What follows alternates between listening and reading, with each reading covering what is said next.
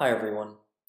In this week's lesson, we're going to be focusing more on the ArrayList data structure that's available to us in Java, rather than really introducing any real new dynamic web concepts.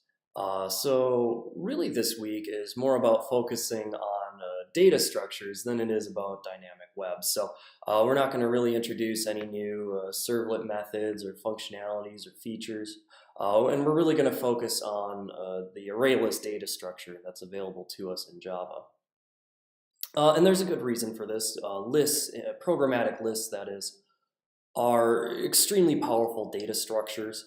I'm more likely to use a list rather than an array because typically a list is the best data structure to use rather than to use an array. Before I review arrays and lists and introduce some new ArrayList functionality, I'm going to create a new dynamic web project that I'm going to be using for the rest of the videos in this lesson. And I was trying to think, what's something that we could store into a list? And I thought, well, let's make a new dynamic website and let's make it about Pokemon. Because there's lots of Pokemon, we can store them in a list. So that's what we're going to do. So we're going to make a new dynamic web project about Pokemon. So I'm going to create a new dynamic web project, again, called Pokemon. We're going to keep context root the same, web content the same. I typically never change those. We're going to generate our web.xml deployment descriptor, just like you've been doing before. And we're going to go ahead and we're going to get started building our Pokemon website. So again, I'm going to go ahead and I'm going to add a new package. And I'm going to go ahead and call it cvtc.javaweb.pokemon.controllers. Again, this is going to house my servlets. I'm also going to go ahead and into the webinf folder, I'm going to add a new JSP file. I'm going to go ahead and call this pokemon.jsp. You can see it pop up here automatically. While it's up, I guess I'm just going to clean up the JSP file real quickly. So I'm going to go ahead and I'm going to tab in everything so it's nice and easy to read. I'm going to make my attributes appear on the same line so they look somewhat pretty. I'm going to change the title. Instead of putting in a title that says insert title here, we're going to call it Pokemon. And in the body, I'm going to add an h1 element, Pokemon. The goal of this page right now is just to verify that we can actually display our JSP, but before we do that, I'm going to make a servlet that now redirects us to that JSP file that I made. So I'm going to go ahead and I'm going to click New Servlet. We'll call it Pokemon Servlet. Servlet. Make sure to spell it right. We'll click Next. We'll keep everything the same. No name. Keep name as Pokemon Servlet. Description looks fine. We'll go ahead and click Next. We'll override init and destroy like usual. And like usual, I'm going to clean up this auto-generated code because it never comes in very pretty. So I'm going to delete this @web_servlet annotation. Again, if you don't want to use the web XML file and use the annotation, you're more than welcome to. I typically don't like it. I like my deployment descriptors all in that web XML file. I don't like them in front of each servlet that I write. I don't want the default serial version ID. I'm going to go ahead and delete that, and I'm going to generate a good one. And again, I'm going to start removing these useless comments. I'm going to delete these useless to-do comments. I'm going to delete this comment here, and I'm going to call super init config. Again, I'm going to call the HTTP servlets init method from within our Pokemon servlet. Again, this avoids any mistakes. What's the warning about? Oh, I just haven't saved. There it goes. And I'm going to keep cleaning up this servlet. I'm going to do super.destroy. I'm going to delete this code in dget. I'm going to delete this to-do here. Good. And again, we're going to build a Pokemon website that will serve up a variety of different Pokemon. So I'm going to go ahead and I'm going to add a Pokemon Java Bean. So I'm going to go ahead, I'm going to add a new class. and it's going to be called Pokemon Java Bean. You know, I want to add this to a different package, so I wonder if I can change that here. I'm going to go ahead and add it to the models package. I wonder if that'll work. When I'm making my new Java Bean, I'm going to go ahead and add an interface. That interface is serializable, because again, all Java Beans must inherit from serializable. I'm going to go ahead and click Finish. Oh, very cool. I didn't think it would make a package from there. Oh, that's very nice. All right. Any class that inherits from serializable has to have a serial version ID, so I'm going to go ahead and generate one of those because Java. All right. Now Pokemon. Pokemon have a variety of different attributes. They've got a name, they've got a Pokédex number, like 1, 2, 3, 4, 5, 6, all the way through, I don't know, 800 now.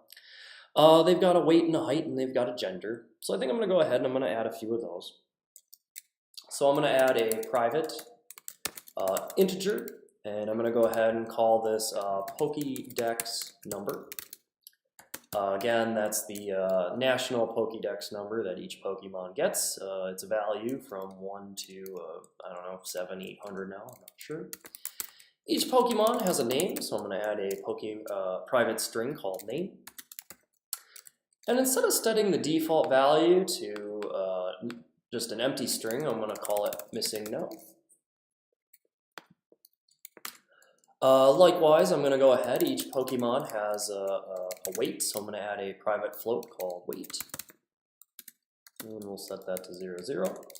And each Pokemon has a height, so I'm going to add another float called height, equal to 0.0f.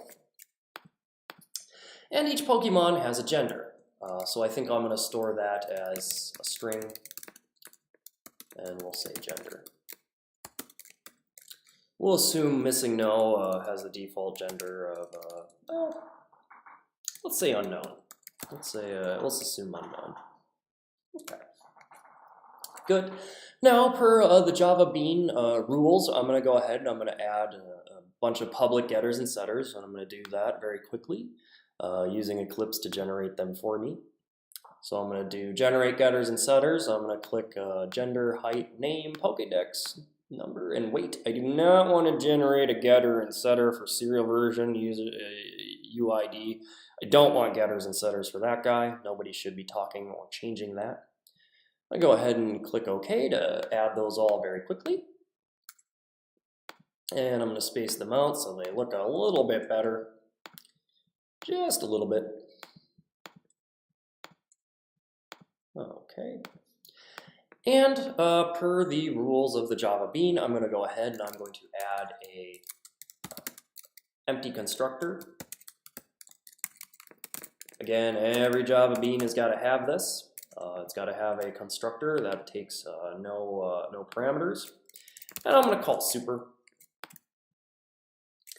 Finally, I think I'm going to go ahead and I'm going to generate a constructor from these fields as well. So typically when I'm implementing a Java Bean, I always include this guy, but I also include a constructor using fields here. So I'm going to go ahead and I'm going to use all the constructor values here.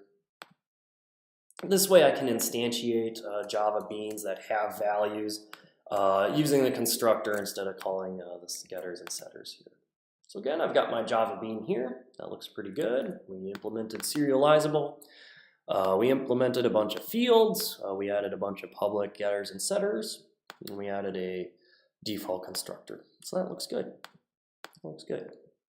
Okay. Good. Last thing I'm going to do is I'm going to forward users in my doGet method. I'm going to forward them on to my Pokemon JSP file that's in my WebINF file. I'm going to go ahead and do request.getRequestDispatcher. The name of the file I want to dispatch them to, so that's going to be in the web content folder. Pokemon is in there, but it's also in this WebINF folder. I'm going to make sure to type that, web-inf / and then finally Pokemon.jsp. And again, I want to make sure to forward this JSP file my request and response objects here. So we're going to go ahead and do request and response. Here we are. Finally, at this point, oh, you know what I don't think I did? I don't think I mapped, I didn't set my servlet in WebXML. I'm going to go ahead and do that in here. So I'm going to go ahead, got to map those servlets, otherwise it's not going to work. Apache Tomcat is not going to find it. So I'm going to add a servlet. I've only got one so far. The only servlet I have is the Pokemon servlet. So I'm going to go ahead and add a servlet element with a servlet name. It is a Pokemon servlet. And we're going to go ahead and add the servlet class. So Apache Tomcat can find my Pokemon servlet. Again, it is in the cvtc.javaweb.pokemon.controllers package. But then I also need to specify the name of the class, so .pokemon servlet. And this is all, again, so Apache can use reflection to instantiate our classes. Again, you never call new Pokemon servlet when you're using Tomcat. Now I'm going to go ahead and I'm going to map this servlet using the servlet mapping element. Again, we need to specify the servlet name. Got to specify it again. It is Pokemon servlet.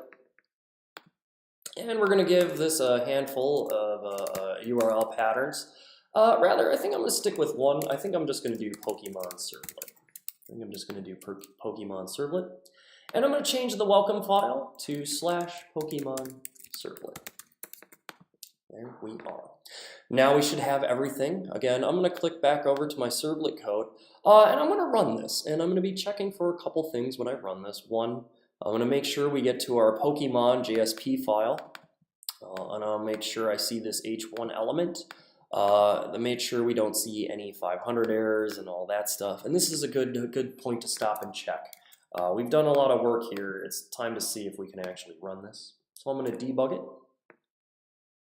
And again, I'm hoping to see this Pokemon JSP file pop up over in our web browser. Indeed it does. So you can see our H1 element that we made over here. You can see that popping up. You can see the address of our Pokemon servlet is in our Pokemon dynamic web project on port 8080 and localhost, the name of my computer. So everything looks good at this point. So that's setting up our project to with our Java beans, our WebXML, our servlets, all of it. In the next videos, we're going to take a look at actually making an array list and reviewing what array lists are and what they bring to the party, and outputting those everything in that array list via JSTL that we learned last week. So again, thanks for watching.